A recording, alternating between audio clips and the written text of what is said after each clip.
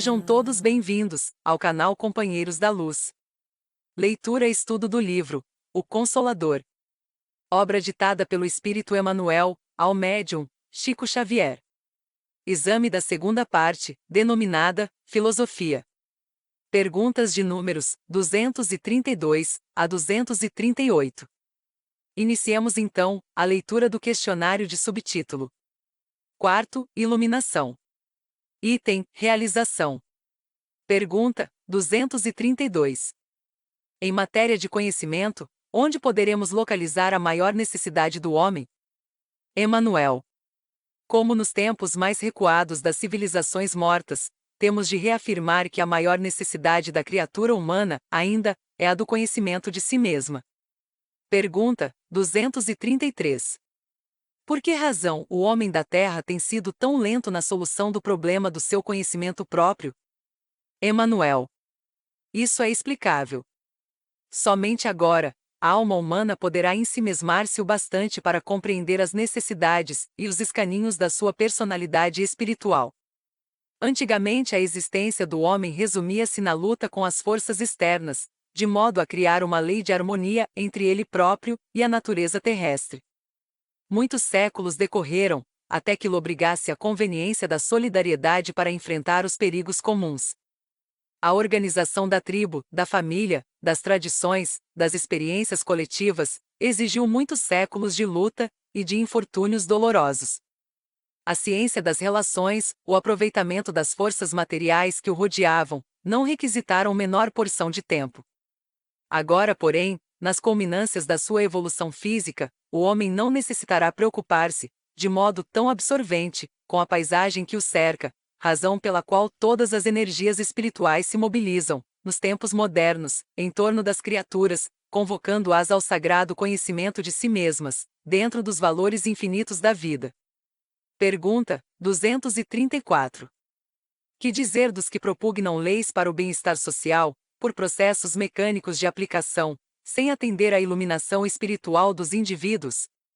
Emmanuel.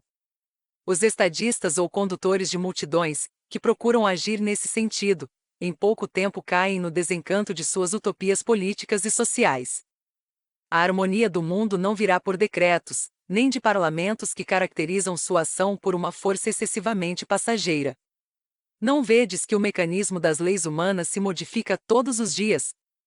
Os sistemas de governo não desaparecem para dar lugar a outros que, por sua vez, terão de renovar-se com o transcorrer do tempo?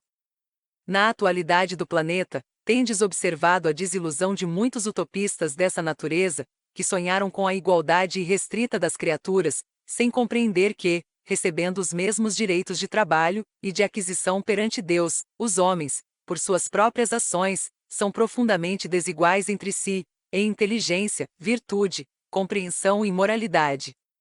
O homem que se ilumina conquista a ordem e a harmonia para si mesmo. E para que a coletividade realize semelhante aquisição, para o organismo social faz-se imprescindível que todos os seus elementos compreendam os sagrados deveres de autoiluminação. Pergunta 235. Há outras fontes de conhecimento para a iluminação dos homens, além da constituída pelos ensinamentos divinos do Evangelho? Emmanuel. O mundo está repleto de elementos educativos mormente no referente às teorias nobilitantes da vida e do homem, pelo trabalho, e pela edificação das faculdades e do caráter. Mas, em se tratando de iluminação espiritual, não existe fonte alguma além da exemplificação de Jesus, no seu Evangelho de verdade e vida. Os próprios filósofos que falaram na terra, antes dele, não eram senão emissários da sua bondade e sabedoria, vindos à carne de modo a preparar-lhe a luminosa passagem pelo mundo das sombras, razão porque o modelo de Jesus é definitivo e único para a realização da luz e da verdade em cada homem. Pergunta 236. Como interpretar a ansiedade do proselitismo espírita, em matéria de fenomenologia, ante essa necessidade de iluminação? Emmanuel. Os espiritistas sinceros devem compreender que os fenômenos acordam a alma, como o choque de energias externas que faz despertar uma pessoa adormecida, mas somente o esforço opera a edificação moral, legítima e definitiva.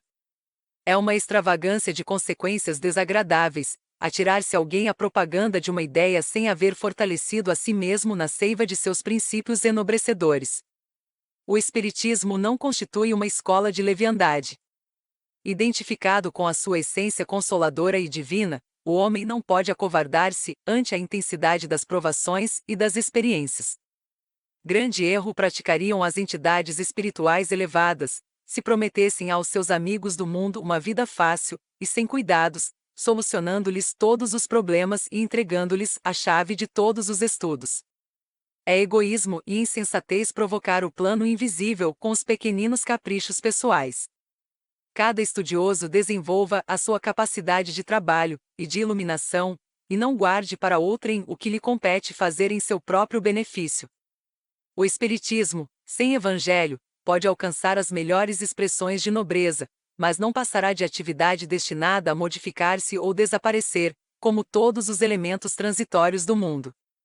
E o espírita, que não cogitou da sua iluminação com Jesus Cristo, pode ser um cientista e um filósofo, com as mais elevadas aquisições intelectuais, mas estará sem leme e sem roteiro no instante da tempestade inevitável da provação e da experiência.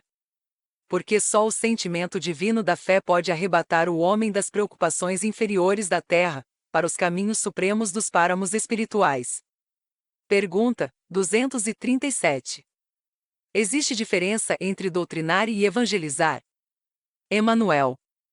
Há grande diversidade entre ambas as tarefas.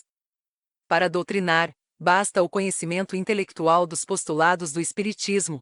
Para evangelizar é necessário a luz do amor no íntimo. Na primeira bastarão a leitura e o conhecimento, e na segunda, é preciso vibrar e sentir com o Cristo.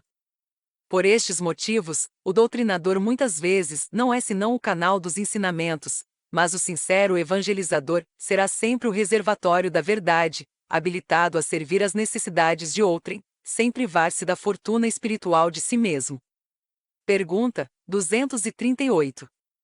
Para acelerar o esforço de iluminação, a humanidade necessitará de determinadas inovações religiosas.